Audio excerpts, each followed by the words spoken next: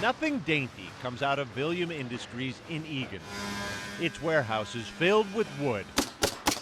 Rugged, heavy wood.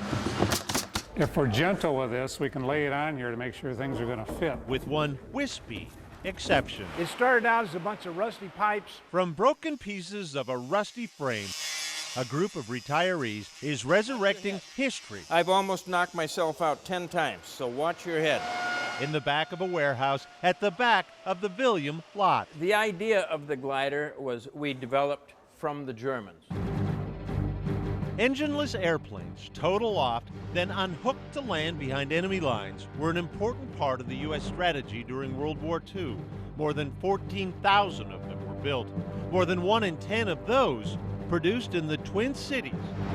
And there's the old factory. By workers from William. So we went from 150 employees to 1,500 employees. Nick Linsmeyer now runs the Wood Products Company. Those are beer boxes. Started by his great-grandfather. Great-grandfather Eugene's right here. That found itself among several unlikely recipients of military aviation contracts. Steinway piano.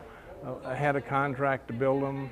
There was a coffin manufacturer. There's one of our older employees. With most of the young men fighting the war, William opened the doors of its factory to hundreds of women. Instead of Rosie the Riveter, we've got Wanda the Woodworker. Well, I started right after high school. Dolores Ackert was a newlywed with a husband in the South Pacific when she was hired. All we did was paint the dope onto the fabric. So your arms got tired. She even saved a little something. I can't break it. To prove Yeah, I stole that. she was there.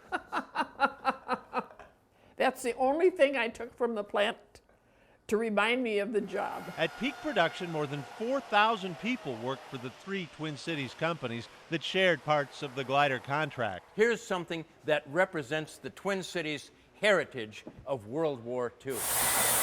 The reason a small group of aviation buffs began working 3 years ago to restore and reproduce the 70,000 parts that made up a glider. So you were hauling artillery in yours? Yeah. Like the one Ray Nagel flew into Nazi-occupied Holland in 1944. God, I looked out the window, and here's these damn Germans shooting, but like, it was about this high. Packed with 13 soldiers, 2 pilots, and sometimes a jeep, gliders were notorious for their rough ride and even rougher landings. Enough soldiers died in them to earn gliders the nickname flying coffins. If you're sitting sideways facing each other, Yeah. boy, when you stop it, your neck cracks. With no engines to take off again, most gliders were only used once. They were left in the fields to rot and became chicken coops of the landowners and such. Fewer than half a dozen in pristine condition remain in the world. This one Looks exactly like will be among them. To me, it's a piece of art. When you talk about 70,000 pieces put together. Great works of art belong in museums. A great piece of Minnesota history will soon be fitting of one too. Boyd Huppert, KARE 11 News, Egan.